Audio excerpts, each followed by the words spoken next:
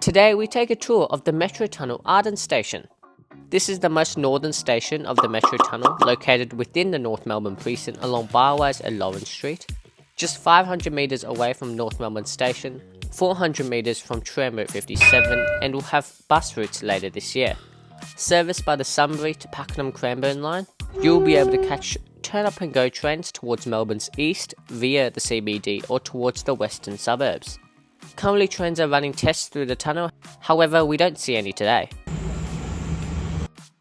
As we are led inside the station premises, at first glance the station is massive. Wow! We are given orange Metro Tunnel safety vests.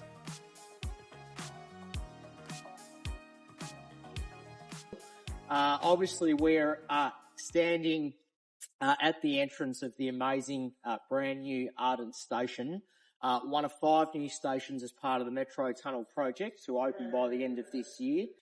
So today what I hope is that you get an opportunity to see what's been delivered. We're standing in what will be a brand new precinct, the Arden precinct in Melbourne, just 2 kilometres from the CBD and home to a future 20,000 residents by 2051. The station has 2 entrances, with the main entry eastward along Lawrence Street featuring massive brick archways stretching across the station, which reflects North Melbourne's industrial history. Each brick was made in Victoria and hand-laid. From the outside, the station is basically a massive grey structure in an empty field. The station on the Metro Tunnel project has their own special artwork for that station. This artwork is by an Indonesian-Australian artist. His name is Abdul Abdullah, and it's called Come Together.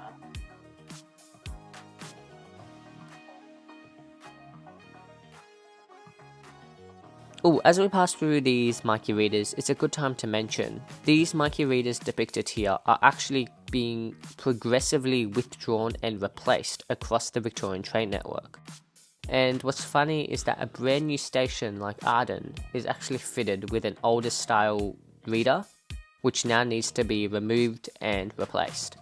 These are the VIX CR6000, which as a matter of fact do have the ability to facilitate open loop payments, aka bank cards or smartphone payments, as they are pre-certified with contactless Europay, MasterCard and Visa Level 1 and 2 requirements, or simply CEMV.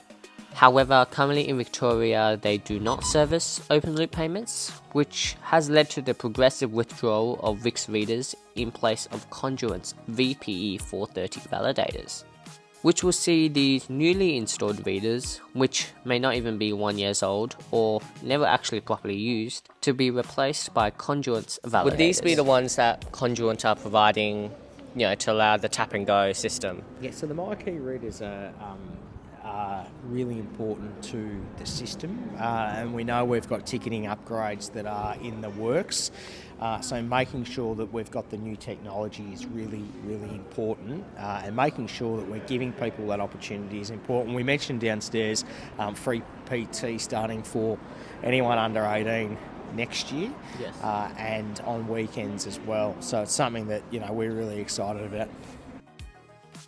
As we walk into the middle of this station building, I must mention the design of this is actually spectacular and cool. Massive archways stretching over your heads, coupled with warm lighting, symmetrical design and unique light fixtures. Wow! The station has been designed to be extremely accessible, with ramps on Lawrence Street entrance, elevators to get down to concourse and platforms, stairs and escalators, including braille and tactile signs across the station.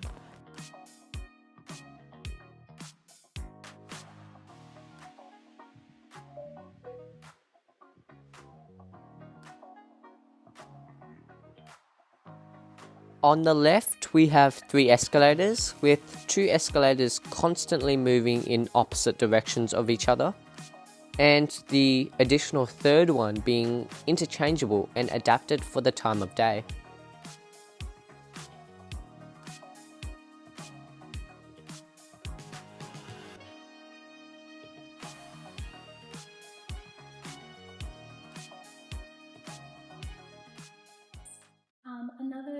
interesting detail as well when you look at these light fixtures we've got here. You'll see there's a circle symbol with the upside down MM in it, and that just is the designer's nod to the name of the project when it first started. It was called Melbourne Metro, so they've put that into a lot of the different features. It's in the centre of the barrel lights over there as well. Might I add, the station barrel lights designs are unique. They light up the station effectively whilst giving Arden its unique appearance through its special light fixtures of orange metal arms. There are designated spaces left for vending machines, which are explicitly stated and designed for, which is a nice addition, considering present day stations have vending machines in random locations.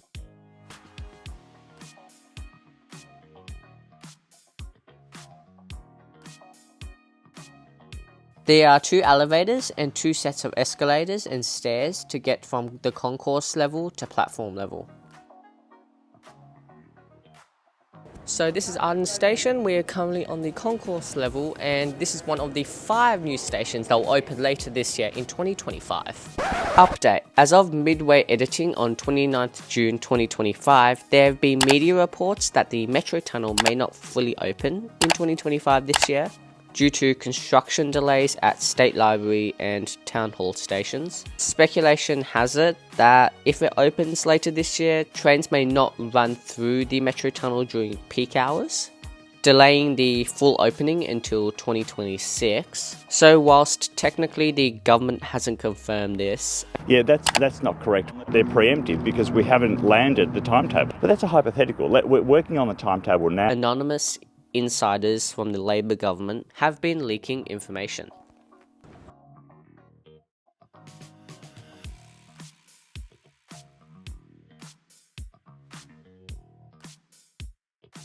Arden Station is actually one of the shallowest of the 5 stations, with it only being 40 metres deep, compared to the average of 30 metres deep of the other 4 stations.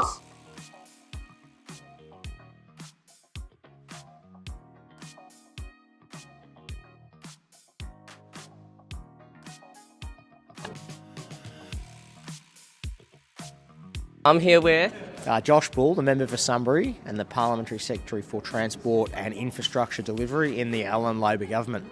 So obviously we are here underground in Arden Station, and I have one question for you, Josh. Sure. So how will Arden Station help, further growth within this North Melbourne precinct and area? Well, this is the single biggest investment in public transport since 1981. It's about unlocking our train network. It's about providing more services more often. It's about getting people to where they need to go safer and sooner. And it's about delivering 5 new stations, this amazing station that we're in right now, and 4 others, and making sure that we're investing for future growth.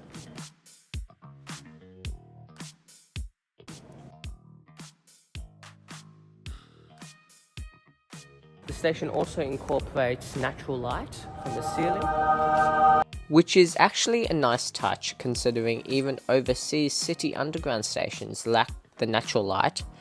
This makes Arden Station feel a lot more vibrant and bright as we get more sunlight, especially during the summer months. So I think the inclusion of 60-metre long skylights are a great addition to Arden Station.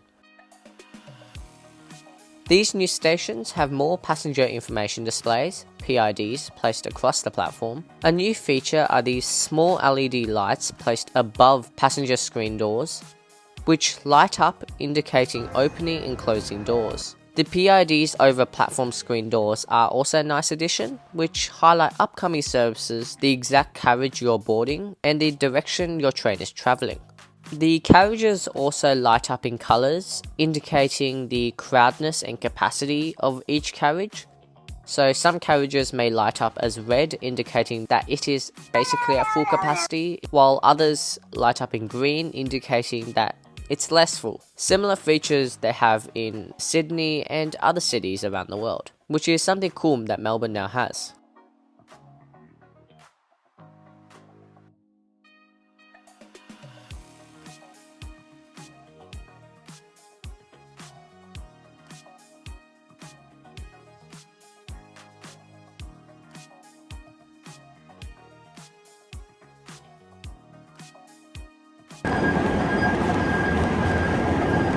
Actually, what I really like is that the platforms have little signs telling you what platform, what door you're at, which actually will really help you to navigate where you are on the platform and train.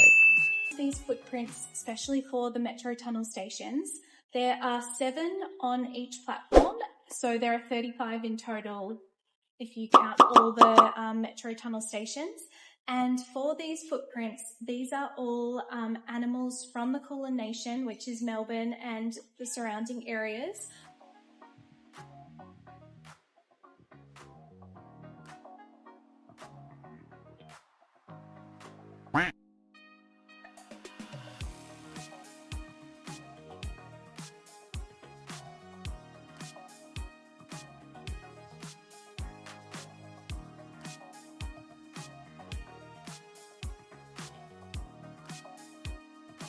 As our tour comes to a close, Arden Station is one of the smaller stations along the Metro Tunnel project, with the main larger stations and flagship parts of the project being the 2 CBD stations, Town Hall and State Library Station. The entire project is set to open this year in 2025 and touted as 1 year ahead of schedule. This is a full year ahead of the original schedule, and I can't wait for this project to be delivered. Once the Metro Tunnel opens up later this year. And they will open later this year. The opening of the Metro Tunnel later this year. A massive thanks to the Metro Tunnel team and Premier's office for reaching out and inviting me down. Thank you guys for watching, and we'll catch you in the next one.